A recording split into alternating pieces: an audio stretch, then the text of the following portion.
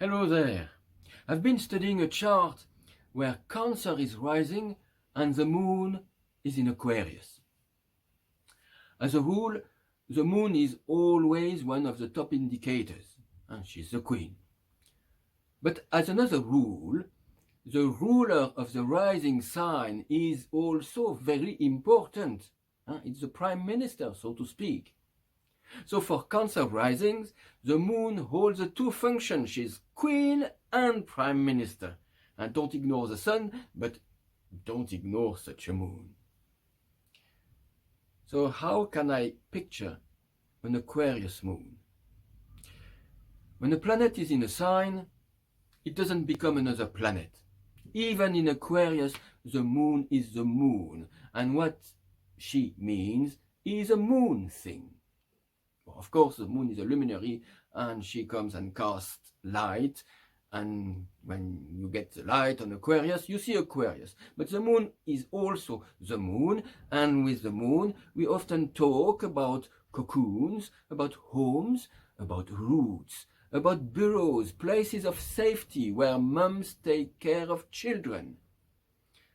And in Aquarius, the sign ruled by Uranus, god of the sky, then the moon there might well be a nest.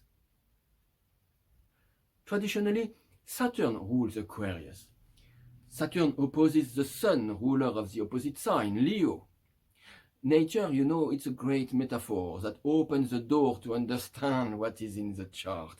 So, in nature, what is able to obscure the sun and cast shadows? A big dark cloud, a water bearer, an Aquarius.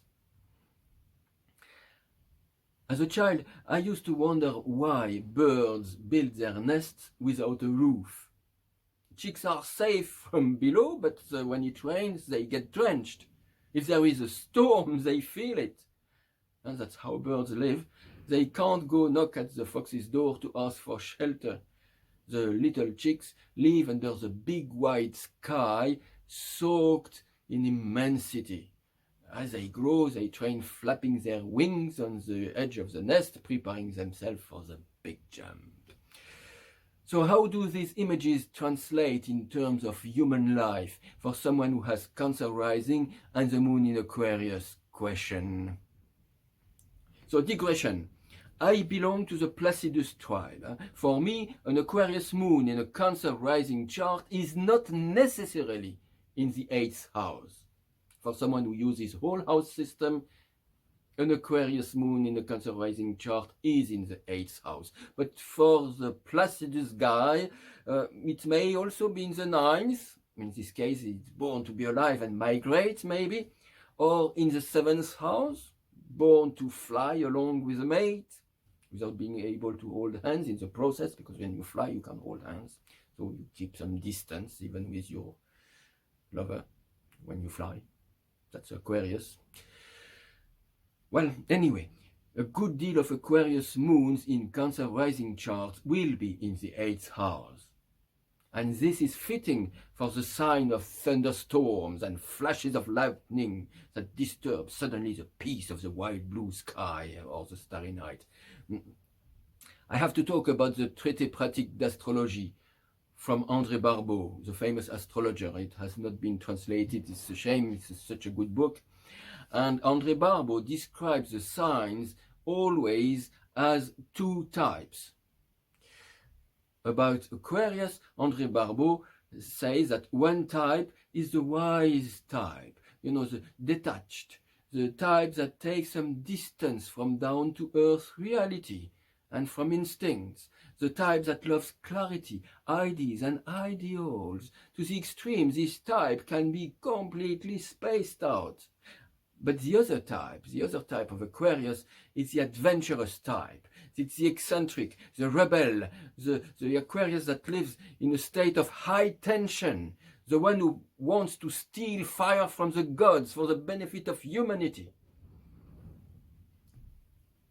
So, if we follow my own thread, the birds in the nest and the weather forecast, I would call these two types of Aquarius the great blue sky type and the thunderstorm type.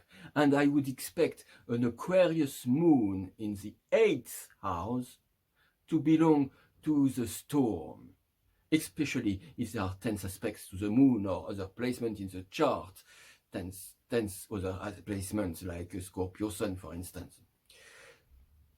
So in human life, such storms may mean arguments between the parents, separation, divorce, fight over questions of money and custody, sudden loss of loved ones.